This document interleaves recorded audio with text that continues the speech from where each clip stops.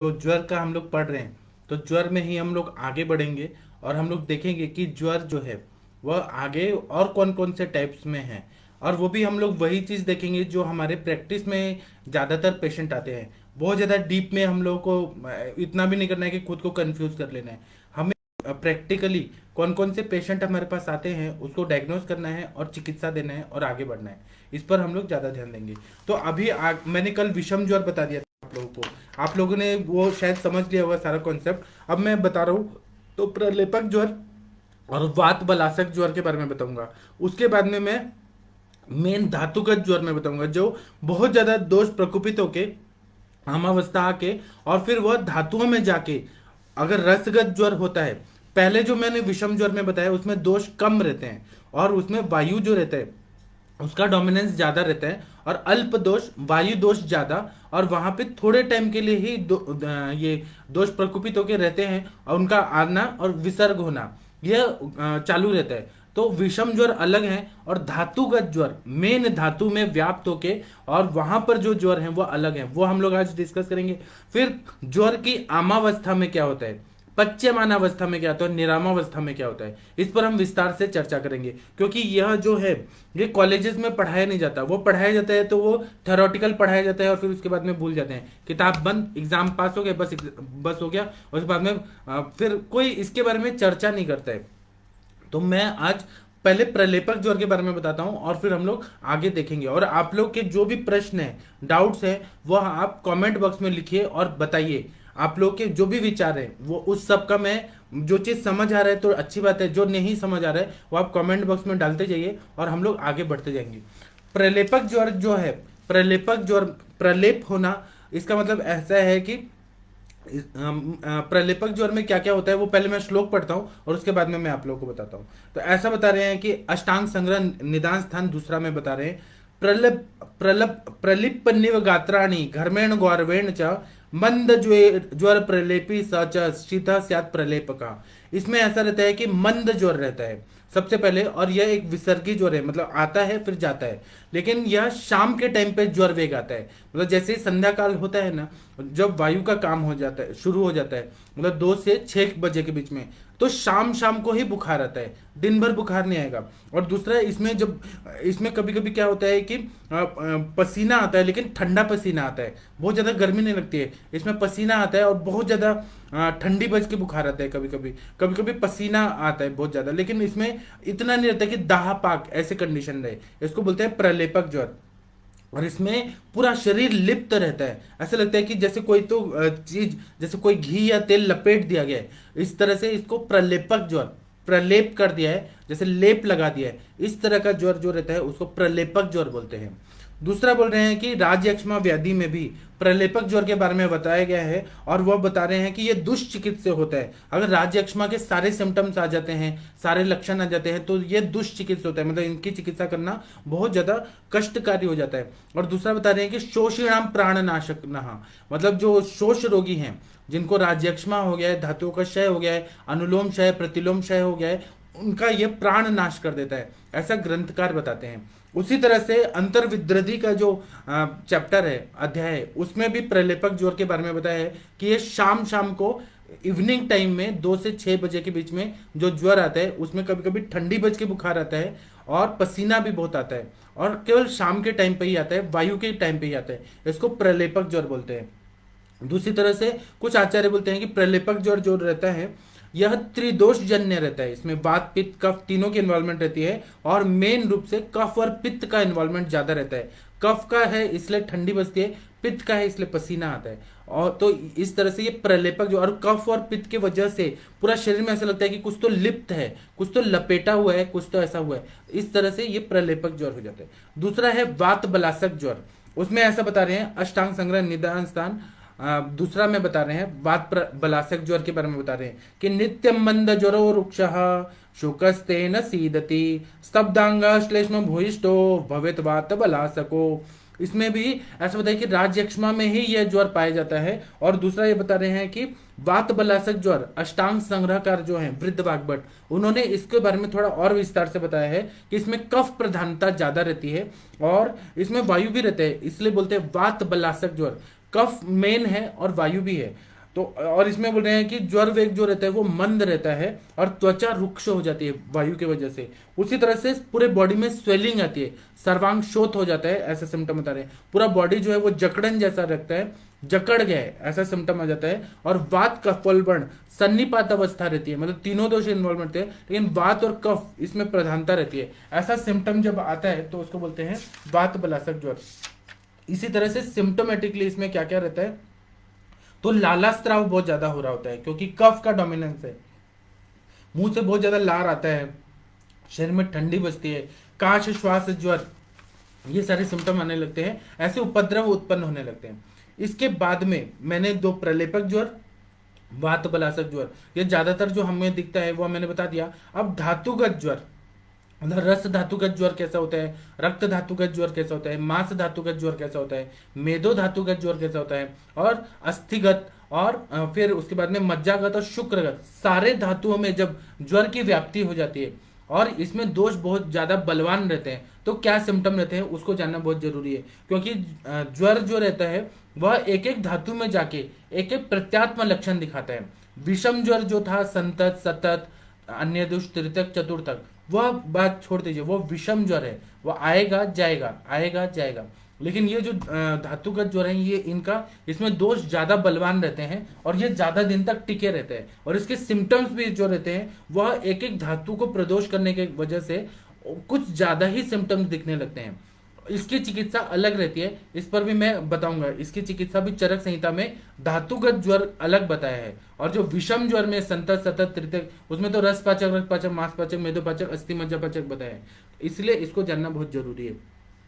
अब इसमें और ये जो धातुगत ज्वर होते हैं ना, इसमें ये अगर ज्यादा क्रॉनिक रहा तो धातुपाक अवस्था होकर मृत्यु तक भी हो सकता है, इसलिए इसकी चिकित्सा करना बहुत ज्यादा जरूरी होता है। विषम ज्वर जो है वह ज्यादातर आता है जाता है तो वह उतना फेटल नहीं रहता, मतलब उससे अरिष्ट सूचक लक्षण आएंगे ऐसा नहीं है। लेकिन धातुपाक अगर होने लगा धातुगत ज्वर में तो यह जरूर मृत्यु को लेके जाएगा, इसको ध्यान में रखना चाहिए। अब इसीलिए सुश्रुत उत्तर तंत्र में 39 चैप्टर में ऐसा बताया कि वात पित्त कफोत्थानाम दोषाणाम लक्षणम यथा तथा तेषां विषक बुर्यात रसादिष्वापि बुद्धिमान, ऐसा सुश्रुताचार्य जी ने बोला है कि यह धातुगत अवस्था जो है वह ज्वर की गंभीरावस्था है, मतलब इसमें सिवियरिटी बहुत ज्यादा बढ़ जाती है, बहुत ज्यादा सीवियर कंडीशन हो जाता है। इसमें रस धातु, रक्त धातु, मांस, मेद, अस्थि, मज्जा, शुक्र, इस तक ये चले जाते हैं और अधिकाधिक गंभीरता आती है और बहुत ज्यादा दोष लीन हो जाते हैं, बहुत ज्यादा अंदर चले जाते हैं, डीपली रूटेड हो जाते हैं। मेरे पास एक बूढ़ी माई आई थी, मतलब वृद्ध एक माता जी आई थी, 2004 की बात है। तो उनको ना बोन फीवर था, मतलब वो बहुत दिन से हड्डियों में दर्द होता था और एलोपैथी ने डायग्नोस किया था, लेकिन ट्रीटमेंट दे रहे थे तो कुछ वो बोल रहे थे इडियोपैथिक काज की वजह से। और जो सिम्टम यहाँ बताऊंगा ना, मैं अभी थोड़ी देर में बताऊंगा, अस्थिगत ज्वर के पेशेंट थे, उनका फीवर ही नहीं उतरता था, कंटिन्यू रहता था। इसी तरह से मेरे पास एक रक्त धातुगत ज्वर एक मैडम आई थी जो मारवाड़ी थी, तो उनमें क्या हुआ कि शादी के पहले ही उनको फीवर आना शुरू हुआ, एलोपैथी की दवाइयां दे रहे थे और यहाँ एलोपैथी का इतना बड़े बड़े डॉक्टर्स इलाज कर रहे थे लेकिन हो ही नहीं रहा था ठीक, एंटीबायोटिक्स चल रहा था। और वो एलोपैथी का सारा दवाई लेने के बाद उनके पूरे बॉडी में ऐसे चकते चकते आ गए थे, रैशेस आ गए थे। फिर शादी हो गई तब भी फीवर कंटिन्यू रहता था, उसके बाद में 2 बच्चे हुए तब भी फीवर कंटिन्यू रहता था और बहुत ज्यादा दुर्बल हो गई थी। और वो मेरे पास आई तो मैंने जो ये धातुगत चिकित्सा बताया उसी तरह से मैंने धातुगत ज्वर की चिकित्सा किया और वो पेशेंट पूरी तरह से ठीक हो गए। तो इसीलिए समझना बहुत जरूरी है। चिकित्सा भाग मैं बाद में बताऊंगा, अब ये क्या क्या ज्वर रहता है वो टाइप मैं बता रहा हूँ, आप लोग को जानना बहुत जरूरी है। धातुगत ज्वर मतलब धातुओं में जाके और ये ज्वर रहता है, अगर इसको चिकित्सा नहीं किया गया तो धातु पाक हो जाता है। अब धातु पाक कब होगा, अल्प समय में भी हो सकता है या दीर्घ काल में भी हो सकता है, पेशेंट टू पेशेंट वो डिपेंड करता है। तो धातुगत अवस्था जो रहते हैं उसके बारे में ऐसा बता रहे हैं कि रस रक्ताश्रितो साध्य, मतलब रस और रक्ताश्रित सॉरी रस और रक्त आश्रित जो ज्वर रहता है वो साध्य बताए हैं। मांस मेदोगतश्च यह अस्थि मज्जागतश्च कृच्छा शुक्रस्तु न सिद्ध्यति, ऐसा बता रहे हैं कि रस आश्रित, रक्त आश्रित, मांस आश्रित, मेदो आश्रित, मेदोगत आश्रित जो धातुगत ज्वर हैं वह साध्य बताए हैं, मतलब उनकी चिकित्सा अगर प्रॉपर किया जाए तो वह ठीक हो जाते हैं।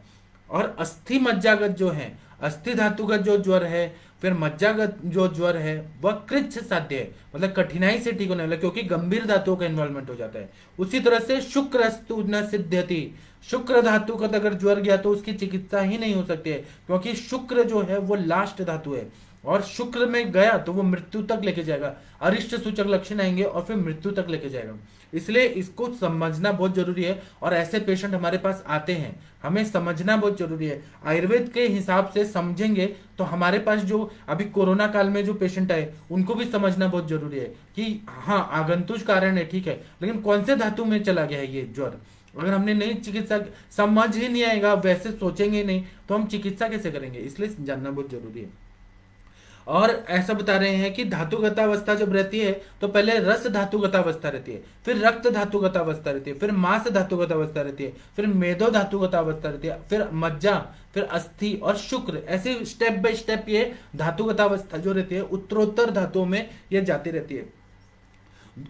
इसमें खले कपोत न्याय जैसा नहीं होता है कि पहले ज्वर हुआ और डायरेक्ट जंप मार के अस्थि मज्जागत हो गया, ऐसा नहीं होता है। यह पहले रसगत होता है, उसकी चिकित्सा नहीं की है तो आगे की धातु में जाएगा, फिर उसके बाद में तीसरे धातु में जाएगा, फिर चौथे धातु में, ऐसे धातु धातु धातु धातु ऐसे करते हुए ज्वर वो बढ़ते जाता है। अब इसमें ऐसा बता रहे हैं कि ये क्रम से होता है ज्वर, इसलिए इसको जानना बहुत जरूरी है। और इसमें जो जो धातुओं की दृष्टि है वैसे वैसे सिम्टम समझना भी बहुत जरूरी है। और अभी मैं आपको थेरोटिकल बता रहा हूँ, लेकिन मैं आपको पेशेंट भी दिखाऊंगा और पेशेंट से बात भी कराऊंगा। अगर आपको टाइम हो तो आप मेरे पास आके देखिए, ऐसे पेशेंट आते हैं कि धातुगत अवस्था रहती है तो कैसा ज्वर रहता है, क्योंकि अगर जितना पेशेंट देखेंगे उस हिसाब से डायग्नोज करेंगे तो चिकित्सा भी आप लोग का सफल होने लगेगा। तो इसमें रसपाचक रक्तपाचक काम नहीं करता है, इसमें शोधन चिकित्सा ही करना पड़ता है। इस पे मैं आगे बताऊंगा, चिकित्सा भाग अभी रोक रहा हूँ मैं, अभी पहले ये अवस्थाएं बता देता हूँ, फिर से हम चर्चा करेंगे तो फिर से इस पर और डिस्कस करेंगे।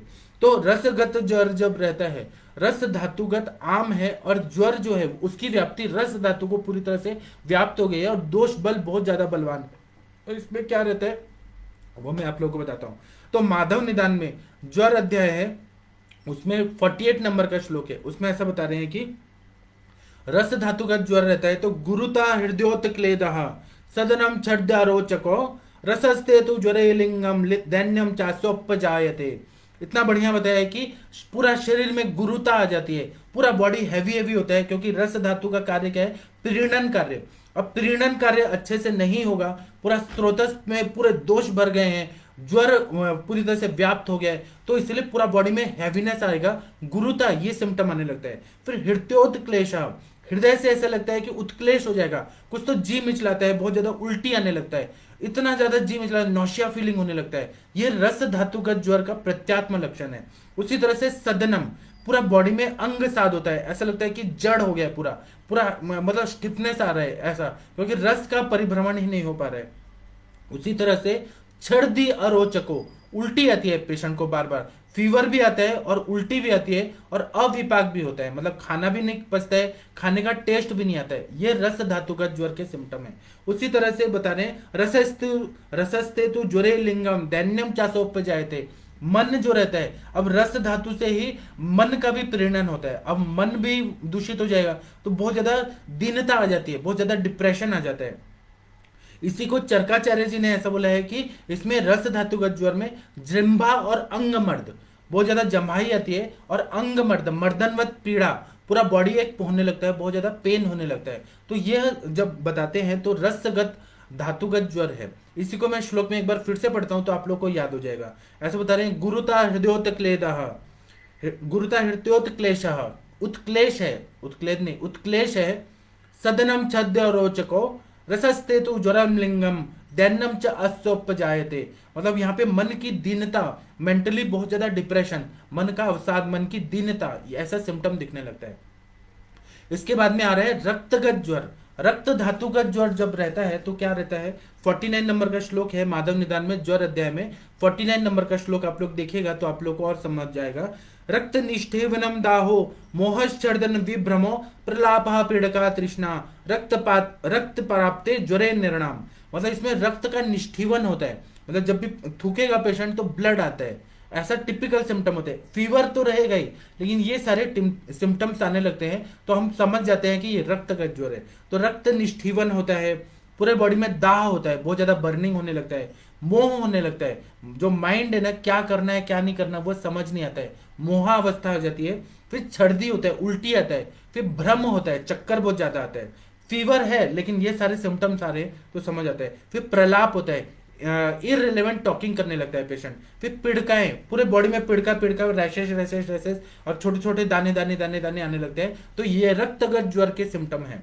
फिर तृष्णा, प्यास बहुत ज्यादा लगना, और उसी तरह से पिड़काएं जो उठ जाती हैं वो रक्त वर्ण की होती है, और उनको टच करने पे पता चलता है कि उष्ण स्पर्श है, मतलब जैसे ही टच करेंगे तो ऐसा लगता है कि जल रहा है, ऊपर से हाथ में ही डॉक्टर को समझ आता है, पेशेंट भी बताता है कि उष्ण स्पर्शी है। और दूसरा, पूरा बॉडी में रेडनेस आ जाती है बहुत ज्यादा, तो उसको देख के हम डायग्नोज करना चाहिए। हमें अगर बेसिक चीज मालूम रहेगा, जब हम पेशेंट में देखते हैं तो हमें ये डायग्नोज करते आना चाहिए कि इसमें बहुदोषावस्था है और ये धातुगत हो गया है। धातुगत हो गया है, भले वो साध्य है, मेडिसिन से ठीक हो जाएगा, लेकिन ये अवस्था तो समझ जाए कि ज्वर भी है और रक्त धातुगत भी है। ऐसे ही पेशेंट, कैंसर के पेशेंट आते हैं जिनको ना ब्लड कैंसर होता है और रक्तगत ज्वर होता है, हम लोग उनको कैंसर कैंसर कैंसर बोलते हैं कि लिकोमिया हो गया है, ये हो गया है, वो हो गया है, लेकिन वो रक्तगत ज्वर होता है। हम आयुर्वेद को ही नहीं मानते हैं। जब हम मानेंगे नहीं और एलोपैथी का डायग्नोस करके और चिकित्सा देने का कुछ कोशिश करेंगे कि सारिवा दे दिया, मंजिष्ठा दे दिया, चंदन दे दिया, उससे ठीक हो, ऐसा नहीं है। आयुर्वेद को समझना है, आयुर्वेद का ही चिकित्सा देना है, तब हम ज्यादा सक्सेसफुल हो जाते हैं। जो बड़े बड़े वैद्य हुए हैं हमारे आने वाली पीढ़ी के पहले, जो वैद्य हो गए, वह लोग के समय में ये कैंसर वगैरह का ये शब्द ही नहीं था। मतलब आज से 200-300 साल पहले आयुर्वेद ही था, और वो लोग ये ट्रीटमेंट करके सक्सेसफुल प्रैक्टिशनर होते थे, इतना अच्छा चिकित्सा करते थे, परफेक्ट होते थे। आजकल ये डायग्नोसिस आ गया है कि कोई भी ऐसा ब्लड में ये बढ़ रहा है, डब्ल्यूबीसी बढ़ रहा है, आरबीसी बढ़ रहा है, प्लेटलेट बढ़ रहा है, तो कैंसर बना दो, ये बना दो, वो बना दो। ये सब चीज पहले नहीं था। हमें रक्तगत ज्वर कैसा सिम्टम होता है वो मैच हो रहा है क्या, रक्तगत ज्वर का लक्षण मैच हो रहा है क्या, एक बार किताब खोल के देखना तो चाहिए, तभी समझ आता है। उसी तरह से मांसगत ज्वर जब रहता है, मांस धातु में अगर ज्वर चला गया, और ये भी क्रम से हो रहा है, पहले रस धातुगत होता है, फिर रक्त धातुगत होता है, फिर मांस धातुगत होता है। तो मांस धातु में अगर ज्वर चला गया तो क्या सिम्टम आएंगे। माधव निदान में ज्वर जो अध्याय है उसका 50 नंबर का श्लोक देखिए, उसमें ऐसा बता रहे हैं कि पिंड को द्वेष्टनम तृष्णा, सृष्ट मूत्र पुरीशता, उष्मा अंतरदाह विक्षेपो, ग्लानि स्यान मासगे ज्वरे। मतलब ये बताया है कि पिंड को द्वेष्टन मतलब नस पे नस चढ़ती है। आप लोगों ने कभी देखा होगा कि जो लोग मल वेगावरोध करते हैं वो लोग बोलते हैं कि सर हमें पैर में थाइज मसल्स में या काफ मसल्स में नस पे नस चढ़ती है। तो यही सिम्टम मांस धातुगत ज्वर में भी होता है। पिंड को द्वेष्टन बहुत ज्यादा बढ़ जाता है, मसल पे मसल का स्पाजम होने लगता है, फिर तृष्णा, प्यास बहुत ज्यादा लगती है, फिर मल मूत्र आदि की प्रवृत्ति बहुत ज्यादा होने लगती है, फिर ग्लानि होता है, थकावट बहुत ज्यादा होने लगती है, अंतरदाह होने लगता है, अंदर ही अंदर जलन होने लगती है, फिर विक्षेप, पैर में झटके आने लगते हैं, पूरा शरीर को झटकने का मन करता है ताकि थोड़ा रिलैक्स हो जाए, इतना तकलीफ होने लगती है। चरकाचार्य जी ने बोला है तमा प्रवेश, आंखों के सामने अंधेरा छाने लगता है और पूरा बॉडी से दुर्गंध आने लगती है, फीवर भी है, और ये सारे सिम्टम भी है कि क्या हो रहा है, पिंड को द्वेष्ट हो रहा है, मतलब नस पे नस चढ़ रही है, प्यास लग रही है बहुत ज्यादा, मल मूत्र की प्रवृत्ति बहुत ज्यादा हो रही है, छर्दी हो रहा है, ग्लानी हो रहा है, अंतरदाह हो रहा है, आंखों के आगे अंधेरा छा रहा है और दुर्गंधी आ रही है पूरा। तो अब समझ लेना चाहिए कि मांस धातुगत ज्वर है। उसके बाद में है मेदो धातुगत ज्वर। मेदो धातु में अब ये क्रम से हो रहा है, रस धातु पे पहले हुआ, फिर रक्त धातु आगे आगे बढ़ रहा है अगर चिकित्सा नहीं किया गया है। शुक्रगत हो गया तो असाध्य हो गया, फिर तो चिकित्सा कुछ भी करिए वो पेशेंट बचेगा नहीं, वो मृत्यु तक लेके जाएगा।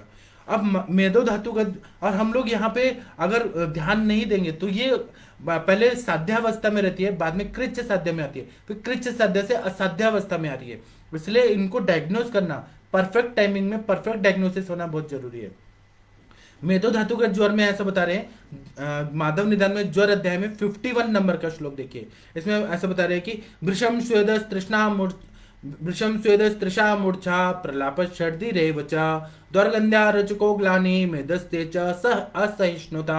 इसमें मतलब बता रहे हैं कि मेद धातु का मल क्या है, तो पसीना है, स्वेद है। इसमें पसीना बहुत ज्यादा आता है। इतना भी पसीना नहीं आ रहा है, ये थोड़ा थोड़ा पसीना निकल रहा है, पूरा पसीना निकल ही गया तो फिर वो ज्वर ही उतर जाएगा। इसमें थोड़ा थोड़ा पसीना आने लगता है, दूसरे ज्वर की अपेक्षा में ज्यादा पसीना आता है। उसी तरह से मल स्वरूप में स्वेद प्रवृत्ति होने लगती है। और फिर और क्या सिम्टम होते हैं, तो तृष्णा लगती है। अब हर ज्वर में कुछ ना कुछ टिपिकल सिम्टम है। अब इसमें रसगत में मैंने बताया कि जी मिचलाता है, हृदयोत्क्लेश, क्योंकि रसवस स्रोतस का मूल स्थान क्या है, तो हृदय है, तो हृदयोत्क्लेश होने लगता है। रक्तगत में क्या है, पीड़िकाएं आने लगती है, तो वो देख के हम लोग को समझ जाता है कि रक्तगत है।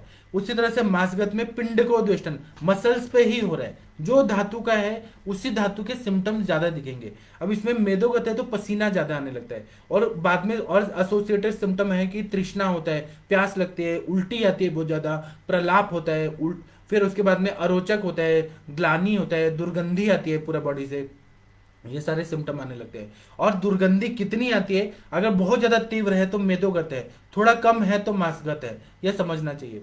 उसी तरह से अस्थिगत ज्वर, बोन फीवर जो बोलते हैं, हड्डियों तक बुखार चला गया है, उसमें ऐसा बता रहे हैं माधव निदान में ज्वर अध्याय में 52 नंबर का श्लोक, इसमें बता रहे हैं कि भेदोवस्थनम कुजनम श्वासो विरेकश्चर्दिरेव च विक्षेपणम च गात्राणाम मेदद अस्थिगते ज्वरे। इसमें ऐसा लगता है कि हड्डी को लेके हथौड़े से तोड़ दिया तो जो पेन होता है, मतलब हड्डी को तोड़ दिया इस तरह से वेदना होती है, इतना ज्यादा सीवियर पेन होता है, हथौड़े से तोड़ तोड़ के आपकी हड्डी को मार के हथौड़े से तोड़ा जा रहा है, इस तरह से वेदना होती है। फिर कुजन होता है, अंदर से कुछ आवाज आती है, तड़पन वाली आवाज आती है।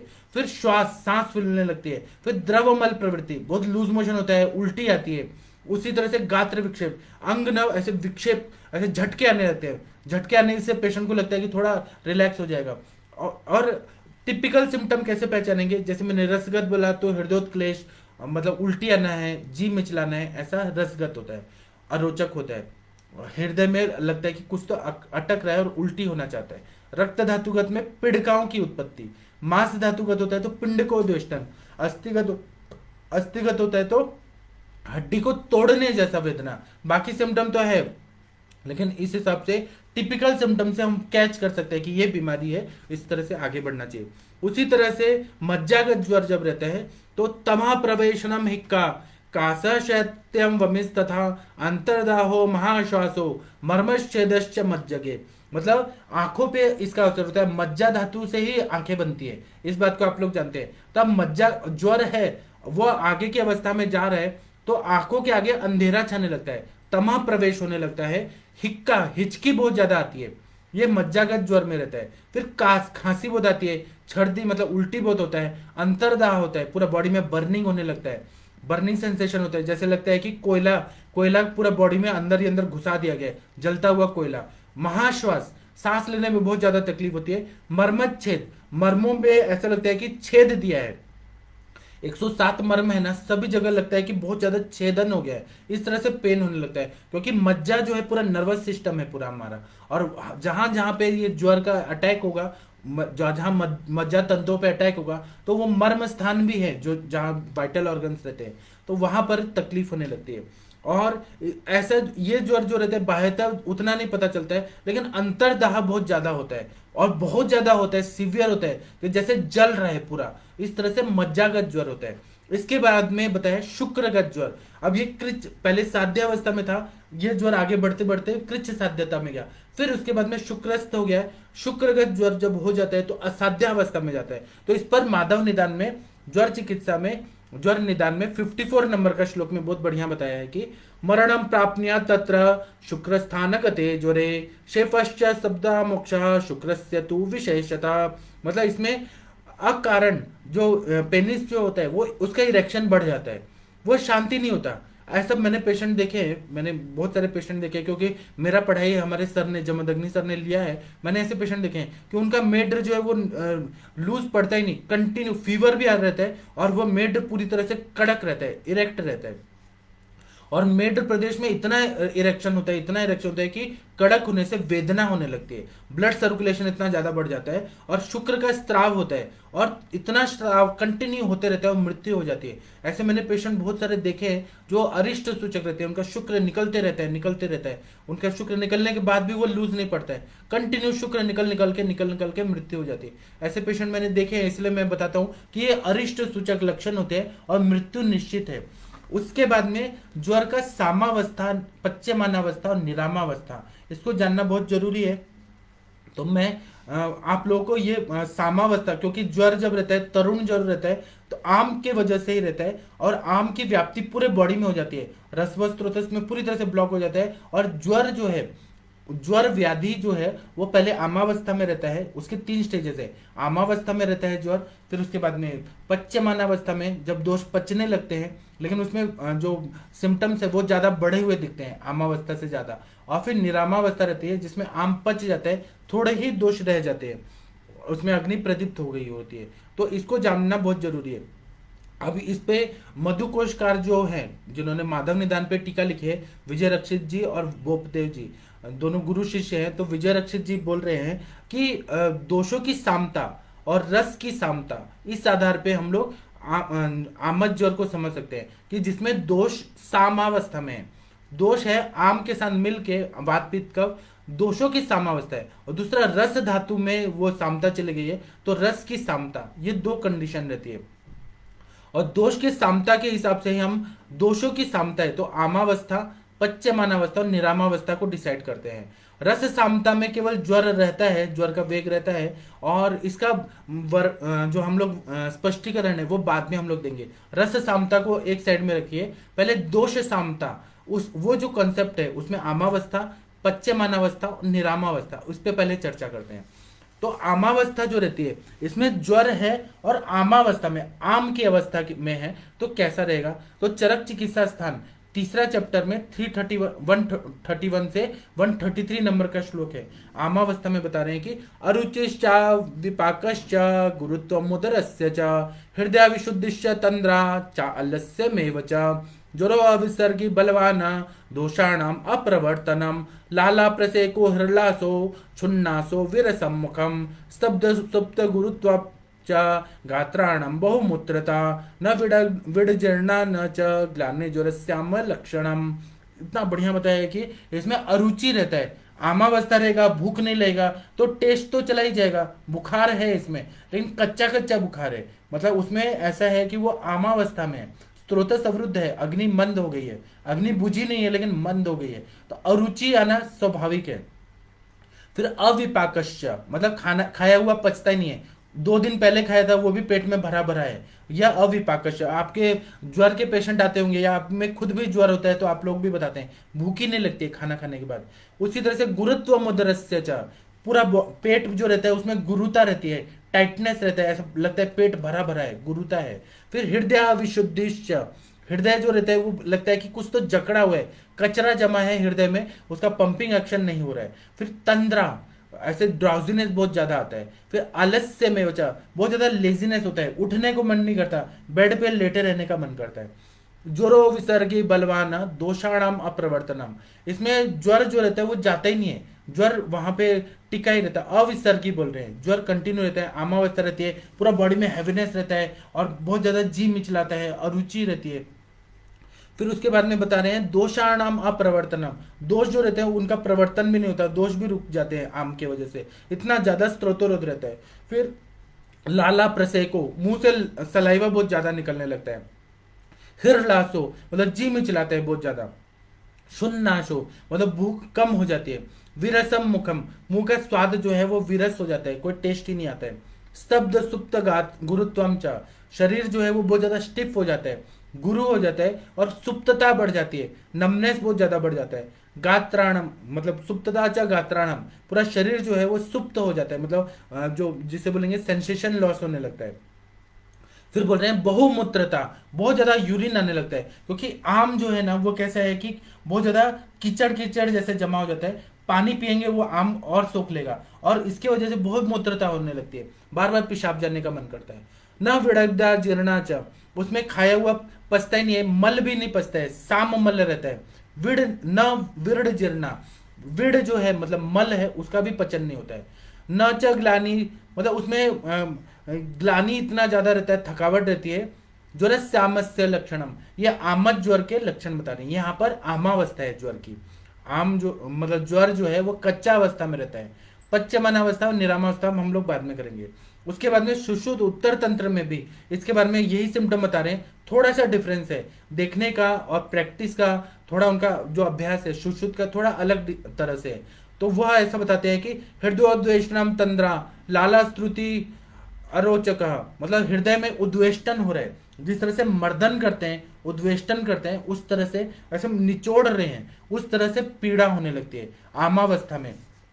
तंद्रा, बहुत ज्यादा ना ड्राउजीनेस आने लगता है। फिर लाला स्तुति, मुंह से बहुत ज्यादा स्त्राव होने लगता है। अरोचक, अरुचि उत्पन्न हो जाती है। दोषा अप्रवृत्ति आलस्यम, दोषों की अप्रवृत्ति होती है, आलस्य बहुत ज्यादा होता है। विबंधो, कॉन्स्टिपेशन बहुत ज्यादा होता है। बहुमूत्रता, बहुत ज्यादा यूरिन आने लगता है। गुरुत्वम उदरत्वम अस्वेदो, मतलब पेट में हैवीनेस आने लगता है, पसीना नहीं आता है। अस्वेदो न पक्ति शक्रितो और अति, अग्नि जो रहता है बहुत ज्यादा वीक हो जाता है। न पक्ति मतलब पचन जो रहता है वो कम हो जाता है। और शक्रितो, और मल भी अच्छे से नहीं निकलता है क्योंकि सामता बहुत ज्यादा रहती है। मल अगर बहुत जोर से निकालेंगे तो थोड़ा चिपका चिपका थोड़ा सा ही निकलेगा। चिकनाहट बहुत ज्यादा रहती है, ऐसा लगता है जैसे मैदा होता है, गाढ़ा मैदा का घोल है उस तरह से मल होता है। यह आमावस्था रहती है। और अरति मतलब मन जो रहता है बहुत ज्यादा चिड़चिड़ व्याकुल तड़पते रहता है। उसी तरह से स्वापह, दिन भर पेशेंट जो है अमावस्था में लेटा रहता है, बार बार उसको दिन भर नींद आती रहती है। स्तंभो गुरुत्वम च, स्टिफनेस बहुत ज्यादा आती है, गुरुता बहुत ज्यादा आती है। फिर गात्राणाम वहनी मार्दवम, मतलब पूरा शरीर में गुरुता आती है। अग्नि जो रहता है मृदु हो जाता है बहुत ज्यादा, उसमें मंद हो जाता है। मुखस्य अशुद्धि ही ग्लानि, मुंह में अशुद्धि रहती है, कितना भी ब्रश करेंगे ना तब भी लगता है कि मुंह साफ नहीं हुआ है। और अंदर से न अंदर पेट से स्मेल आने लगती, बैड स्मेल आने लगती है कितना भी ब्रश करेंगे, क्योंकि आमावस्था है। उसी तरह से अग्लानी, मतलब ग्लानी, ग्लानी बता रहे हैं कि बहुत ज्यादा थकावट आती है। फिर बलवान ज्वर, जब ये ज्वर बढ़ जाता है तो इसमें बहुत ज्यादा ज्वर का इंटेंसिटी भी बढ़ जाता है। लिंग रेबी विजान्यत ज्वरम आमम लक्षण, ये सारे लक्षणों से आम ज्वर के लक्षण समझ लेना चाहिए। इसी को माधव निदान में भी बताया है, दूसरा अध्याय में 54 नंबर का श्लोक। ज्वर उपद्रव तीक्ष्णत्वम ग्लानि बहुमूत्रता, मतलब ज्वर का उपद्रव सबसे ज्यादा हो जाता है आमावस्था में, तीक्ष्णत्व रहता है, मतलब इंटेंसिटी बढ़ जाती है। फिर उसके बाद में ग्लानि, थकावट बहुत आती है, बहुमूत्रता आती है। न प्रवृत्ति, न विरना जीर्णा, न शुद्ध साम ज्वराकृति, उसमें मल प्रवृत्ति भी नहीं होती है, अजीर्ण हो जाता है। यह आम ज्वर के सिम्टम होते हैं। उसी तरह से काश्यप खिल स्थान में बताया, काश्यप संहिता का खिल स्थान में दूसरा चैप्टर का जो ज्वर का, उसमें बता रहे हैं 18 और 19 नंबर का श्लोक है। इसमें बता रहे हैं कि विबंधा रुचि तृण मूर्छा, कॉन्स्टिपेशन रहता है, मल प्रवृत्ति भी अच्छे से नहीं होती है, सामता बहुत ज्यादा रहती है, इसलिए मल नहीं निकल पाते क्योंकि मल का भी पाचन नहीं हुआ रहता है। अरुचि बहुत रहती है, प्यास नहीं लगती है, प्यास बहुत ज्यादा लगती है। तृण मूर्छा, बहुत प्यास लगती है, मूर्छा बहुत बार बार आती है। गात्र भेदा, पूरा बॉडी में ऐसा लगता है जैसे तोड़ दिया है, इस तरह से पेन होने लगता है। शिरोरुजा, हेडेक बहुत ज्यादा होने लगता है। आप लोगों के पास भी अगर आमावस्था में पेशेंट आते हैं, या आप लोगों को भी कभी हो जाता है ना, आम बहुत ज्यादा हो गया, फीवर आ गया, ऐसा लगता है कि सर दुख रहा है बहुत ज्यादा, कंटिन्यू सर दर्द होने लगता है। प्रलाप, मतलब पेशेंट इररिलेवेंट टॉकिंग करने लगता है। आलस्य, बहुत ज्यादा लेजीनेस आता है। हिरलास, मतलब जी मिचलाता है। तंद्रा दाह, बहुत ज्यादा ड्राउजीनेस आता है, दाह बर्निंग होने लगता है। श्रम भ्रमाह, थकावट आने लगती है, पेशेंट जो रहता है वो कंफ्यूजन के स्टेज में रहता है। उसी तरह से मूत्र प्रचुरता ग्लानि ही, बहुमूत्रता होती है, बहुत बहुत ज्यादा हैवी मात्रा में यूरिन होता है, बार बार आता है। ग्लानि, थकावट बहुत ज्यादा आती है। फिर पुरुषस्य विपक्वता, पुरुष जो रहता है, मल जो रहता है वो पचता नहीं है उसमें। उत्क्लेशो, मतलब जी मिचलाता है बहुत ज्यादा। गुरुत्व कोष्ठत्वम, पेट जो रहता है वो भारी भारी रहता है, पेट टाइट रहता है, ऐसा उसमें ऐसा लगता है कि कोई जगह ही नहीं है, पूरी तरह से फुल गया है पूरा। लिंगन्याम ज्वरे वदेत, इस तरह से काश्यप संहिता में भी इसके बारे में बता दिया है। इसके बाद में पच्यमान अवस्था बता रहे हैं। पच्यमानावस्था जो है वो मैं कल बताऊंगा, क्योंकि ना एक ही दिन सारा बताऊंगा तो फिर कंफ्यूजन होगा, सब लगेगा कि सारे ज्वर तो एक जैसे हैं। अभी मैं आप लोग के जो प्रश्न है आप लोग इसमें लिख दीजिए, मैं उसके आंसर देने का कोशिश करता हूँ, क्योंकि एक ही दिन सारा चीज नहीं पढ़ना है, एक ही चीज पढ़ेंगे तो कंफ्यूजन बहुत ज्यादा होता है। डॉक्टर प्रियंका राजपूत जी नमस्ते प्रणाम आपको। आपने भी आम ज्वर के लक्षण देखे होंगे, धातुगत ज्वर भी देखे होंगे, तो आप ना अपना एक्सपीरियंस जरूर बताइएगा हमें। और अगर आपने नहीं देखे हैं तो आप देखिए ऐसे पेशेंट और इस तरह से एनालिसिस करिए कि रसगत ज्वर है क्या। इसमें बहुत दोष रहते हैं, विषम ज्वर में अल्प दोष रहते हैं, संतत सतत अन्यदुष तृतीयक चतुर्थक वो जो मैंने बताया था वो कम मात्रा में रहता है। यह जो है उसका आना और जाना फिक्स रहता है कि वो आएगा और जाएगा। ये रसगत ज्वर जो रहता है कंटिन्यू रहता है, ये जाता ही नहीं है। एक बार जैसे बोलते हैं ना कि कोई मेहमान आ जाते हैं घर में, वो आ गया तो बैठ गया, वो जाता ही नहीं है, उसको कितना भी धक्का मारो कुछ भी बोलो वो जाता ही नहीं है। इस तरह से ये बिना बुलाए मेहमान है ज्वर। ये रस धातुगत हो गया तो वैसे सिम्टम दिखाएगा, अगर चिकित्सा नहीं किया तो बैठ ही जाएगा, जबरदस्ती बैठ जाता है। अगर इसकी चिकित्सा नहीं किया तो फिर रक्त धातु में जाके बैठ जाएगा। मतलब कोई मेहमान आ गए, सपोज आपके घर में कोई सगे संबंधी आ गए और बिना बुलाए आ गए, और आने के बाद आपका एक रूम में पहले बैठे, उसके बाद में आपने ध्यान नहीं दिया, दूसरा रूम कैप्चर कर लिया, तीसरा रूम कैप्चर कर लिया, ऐसे ये शुक्रगत जाके फिर जाते ही नहीं है, फिर कब्जा कर लेते हैं, मतलब फिर मृत्यु को ही लेके जाते। जो जैसे मेहमान होते हैं ना, ऐसे जो जबरदस्ती वाले मेहमान होते हैं, उसी तरह से ये बुलाया गया नहीं है ज्वर, ये खुद ही आ जाता है और आके बैठ जाता है और बहुत ज्यादा तकलीफदायक रहता है। इसलिए इसको जानना बहुत जरूरी है और इनकी चिकित्सा करना जरूरी है। अगर कोई मेहमान आपके घर आ गए तो उनको हम भगाने का कोशिश करते हैं, जो इस तरह से चिपकू चिपकू रहते हैं, बहुत ज्यादा इरिटेटिंग रहते हैं और जो आपके काम को बाधा डाल रहे हैं, तो आप उनको घर में रखेंगे क्या? एक दिन दो दिन हो गया, अगर वो बोलेंगे कि हम सालों साल रहेंगे और आपका ही लूटेंगे, आपका ही फ्रिज का कोल्ड ड्रिंक पियेंगे, आपका ही खाना खा जाएंगे और आपका ही घर बेड में हो जाएंगे, आपका लैपटॉप यूज करेंगे, तो आप क्या बोलेंगे कि हमको तकलीफ हो रही है। इसी तरह से बॉडी का सिस्टम गड़बड़ा जाता है, तो बॉडी जो रहता है उसमें कुछ ना कुछ विकृति आने लगती है और सारे सिम्टम आते हैं, तो हमें चिकित्सा करना जरूरी होता है, उसको जानना बहुत जरूरी होता है। अब प्रियंका जी नमस्ते प्रणाम आपको। डॉक्टर विकास जी नमस्ते प्रणाम आपको। मुझे तो आयुर्वेद बहुत इंटरेस्टिंग लगता है और मैं ऐसे ही समझ के फिर चिकित्सा करता हूँ। परफेक्ट डायग्नोसिस, सूक्ष्म अभ्यास, परफेक्ट डायग्नोसिस और चर्चा करना, जितना हम लोग करते हैं ना उतना हमारे क्लिक होता है कि हाँ ये रक्तगत ज्वर है, पिंड को द्वेष्टन हो रहा है तो मांसगत ज्वर है, अगर हड्डियों में तोड़ने जैसा वेदना हो रहा है तो अस्थिगत ज्वर है, और कंटिन्यू फीवर रह रहा है, ये टिपिकल सिम्टम है। अगर आंखों के आगे अंधेरा छा रहा है, मूर्छा आ रही है तो मज्जागत है। उसी तरह से मेड जो है वो एकदम कड़क रह रहा है, उसका पेनिस इरेक्टी का इरेक्ट ही रह रहा है, वो शांति नहीं हो रहा है और फीवर भी बहुत दिनों से आया है, तो इसमें शुक्रगत ज्वर है और शुक्र कंटिन्यू निकल रहा है, तो हम लोग समझ जाते हैं। डॉक्टर गगन अग्रवाल जी नमस्ते प्रणाम आपको। डॉक्टर राज धवन जी नमस्ते प्रणाम आपको। डॉक्टर कंचन जी नमस्ते प्रणाम आपको। डॉक्टर गगन जी बोल रहे हैं कि धातुगत ज्वर में शोधन चिकित्सा के बारे में कुछ बताइए। जी मैं आऊंगा स्टेप बाय स्टेप में, शोधन शमन सारी चिकित्सा बताऊंगा। थोड़ा रुक तो जाए, पहले समझ तो लीजिए कि व्याधि क्या है। चिकित्सा चिकित्सा चिकित्सा करेंगे, हम चिकित्सा में भी जाएंगे step by step. Doctor Raman Garg ji नमस्ते प्रणाम आपको। डॉक्टर भाविन श्री जी नमस्ते प्रणाम आपको। डॉक्टर सविता जी नमस्ते प्रणाम। और आप लोग देखिए आयुर्वेद है इतना इंटरेस्टिंग है ना, बस बेसिक समझ आना चाहिए तो कितना इंटरेस्टिंग और इतना इजी है। मतलब अगर ये ना हमारे कॉलेजेस में नहीं पढ़ाया जाता, यही तो प्रॉब्लम है कि हमारे पास पेशेंट आते हैं तो कभी कभी हम बोलते हैं कि ब्लड कैंसर है और पता चलता है कि उसमें रक्तगत ज्वर था और उसी के वजह से डब्ल्यूबीसी काउंट बढ़ा हुआ है, और जब हम रक्तगत ज्वर की चिकित्सा करते हैं पेशेंट ठीक हो जाता है। बहुत सारे स्किन कैंसर के पेशेंट होते हैं वो मास्कत ज्वर ही रहता है, हमें हमें डायग्नोस करना नहीं आता क्योंकि हमें सिखाया नहीं गया, हमें किसी ने कॉन्फिडेंस दिया ही नहीं है, हमने कभी करते हुए देखा ही नहीं है, समझा ही नहीं है, तो इसलिए हम फिर मॉडर्न के डायग्नोसिस में जाते हैं। फिर केमोथेरेपी दो और उसके पैरेलल में कोई फॉर्मूला दो, मतलब ये दो हीरक भस्म दो, ये भस्म दो, वो भस्म दो, ऐसा नहीं होता है। आयुर्वेद के हिसाब से जो ज्वर आ रहा है, कौन से धातु में है, कौन से सिम्टम दिख रहे हैं, उस हिसाब से डायग्नोस करना चाहिए। वो ज्वर ही रहता है ज्यादातर। डॉक्टर स्वाति जी नमस्ते प्रणाम आपको। डॉक्टर अंजना सक्सेना जी नमस्ते प्रणाम आपको। डॉक्टर भुवनेश शर्मा जी नमस्ते प्रणाम आपको। डॉक्टर दत्ता प्रसाद जी नमस्ते प्रणाम आपको। डॉक्टर चिराग त्यागी जी नमस्ते प्रणाम आपको। डॉक्टर अनुरिता जी नमस्ते प्रणाम आपको। डॉक्टर कंचन जी नमस्ते प्रणाम आपको। डॉक्टर राज धवन जी नमस्ते प्रणाम आपको। डॉक्टर आकांक्षा जी नमस्ते प्रणाम आपको। डॉक्टर अविनाश जी नमस्ते प्रणाम आपको।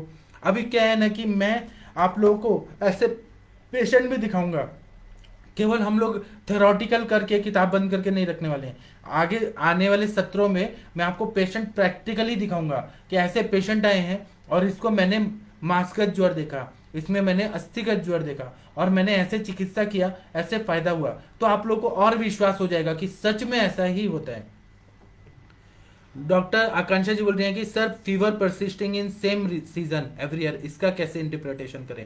अब क्या है कि फीवर आ रहे हैं तो ऋतुओं के हिसाब से आ रहे हैं ना, तो उसमें हमें एवरी ईयर अगर परसिस्टेंट है, परसिस्टिंग ज्वर है, तो उसमें हमें काल के हिसाब से देखना चाहिए कि शरद ऋतु में उसका पित्त का प्रकोप हो रहा है तो उसने पित्त प्रकोपक आहार विहार का सेवन किया है वर्षा ऋतु में, और फिर शरद ऋतु में भी कर रहा है, उसमें तो हम शोधन करते हैं। लेकिन ये जो धातुगत ज्वर है ये और ज्यादा डीप हो जाता है, इसमें दोष पाक से धातु पाक अवस्था आ जाती है, ये बहुत ज्यादा दोष बढ़े हुए रहते हैं।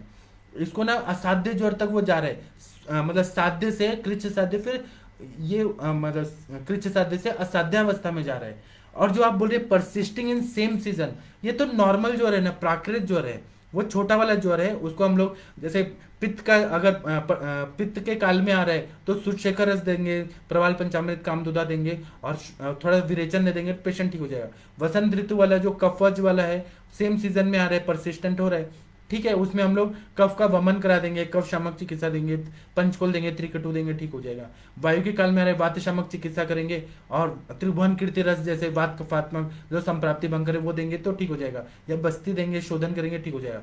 लेकिन ये धातुगत अवस्था वाला है ना, ये बहुत ज्यादा डीप रहता है, ये नॉर्मल ज्वर नहीं रहता है, मतलब ये बहुत ज्यादा डीप रहता है, उसको समझना बहुत जरूरी है।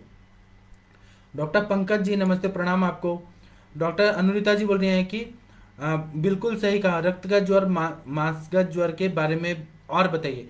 मैं कल बताऊंगा आप लोगों को, क्योंकि अभी टाइम हो गया है, हमें 8 बजे का सेशन भी करना है। मैं इसी को और बार बार पढ़ाऊंगा और घुसा घुसा के रखूंगा, जैसे कि आप लोगों ने बचपन में twinkle tinkle tinkle little star, how are wonder how you are, जो ऐसे सिखाया जाता है ना, और फिर मतलब ABCD वैसे सिखाया जाता है, वैसे आयुर्वेद का ये धातुगत ज्वर, आम ज्वर, पच्यमाने ज्वर, ऐसे मैं आप लोग के दिमाग में घुसा घुसा के रखूंगा, मतलब बेसिक पूरा घुस जाएगा ना, वो निकलेगा ही नहीं आपको। इस तरह से मैं कोशिश कर रहा हूँ। डॉक्टर गगन अग्रवाल जी नमस्ते, प्रणाम आपको। डॉक्टर अरविंद जी बोल रहे हैं कि सर आप बहुत अच्छा पढ़ाते हैं, थैंक यू। ये मेरे गुरु जी लोगों ने पढ़ाया है, वो मैं आप लोग को बता रहा हूँ। डॉक्टर चौधरी जी नमस्ते, प्रणाम आपको। मैं ना अपना नंबर देता हूँ और आप लोग व्हाट्सएप ग्रुप ज्वाइन कर लीजिए, जहाँ पर PDF शेयर किया जाता है। आप अगर आप लोगों को ये नोट्स वगैरह चाहिए ना, मैं आप लोगों को देने वाला हूँ, और आप लोगों को फॉर्मूला भी दूंगा। जो आयुर्वेद बहुत ज़्यादा कॉम्प्लिकेटेड है, मैं जब BMS कर रहा था ना तो मुझे समझ ही नहीं आता था, कोई बताने वाला ही नहीं था, बहुत सारे डाउट्स रहते थे, और ऐसे उल जलुल डाउट आते हैं ना, जिसका ऐसा लगता है कि हमें तो कुछ भी नहीं आता, हम क्या करें, कौन हमारा डाउट को क्लियर करेगा।